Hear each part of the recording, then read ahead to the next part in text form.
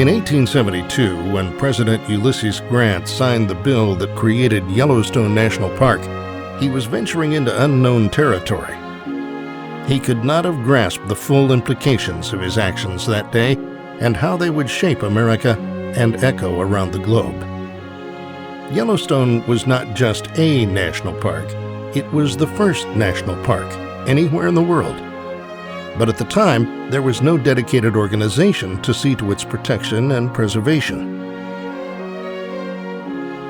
By 1916, the revolutionary idea that the federal government should set aside land for preservation and public enjoyment had taken root.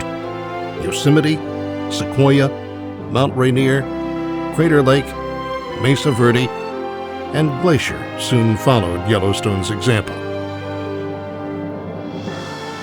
Stephen Mather and Horace Albright, two men working in the Department of the Interior, envisioned a national park service that would pave the way for a new era in stewardship of our national treasures.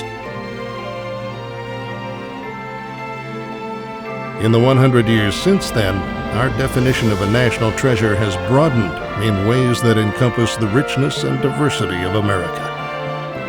Just 17 years after it was created, a major reorganization reshaped the National Park Service as it was expanded to include the War Department's parks and monuments.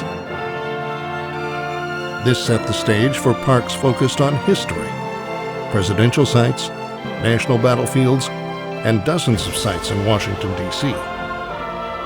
There are national parks connected to significant chapters in U.S. history, colonial exploration, and first contact between Europeans and native peoples, independence, individual rights and freedoms, the Civil War, westward expansion, immigration, civil rights.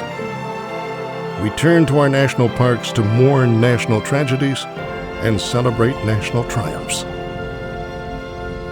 America's love for the automobile led to gracefully designed national parkways. Our vibrant urban life is represented in national parks in cities across the country.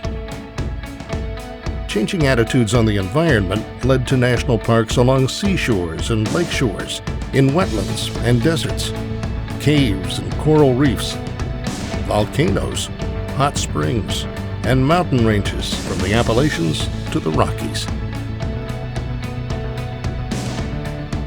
Theodore Roosevelt understood that preservation must be a cooperative effort.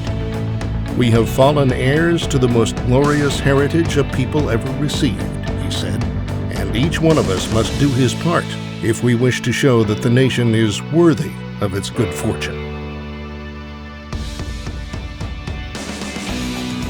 Stephen Mather, who became the first director of the National Park Service, reminded us that the Yosemite, the Yellowstone, the Grand Canyon are national properties in which every citizen has a vested interest. America has evolved in the last 100 years, and our national parks have too, in ways that reflect our culture, our values, and what we wish to preserve. We can hear the pride in the words of President Franklin Roosevelt when he said, "There is nothing so American as our national parks." Mount Rushmore, the Liberty Bell, Gettysburg, Lincoln Memorial, Statue of Liberty, Bryce Canyon, Grand Teton, Golden Gate, Everglades. These and so many other treasures of our national park system are part of our cultural heritage. They belong to each and every one of us.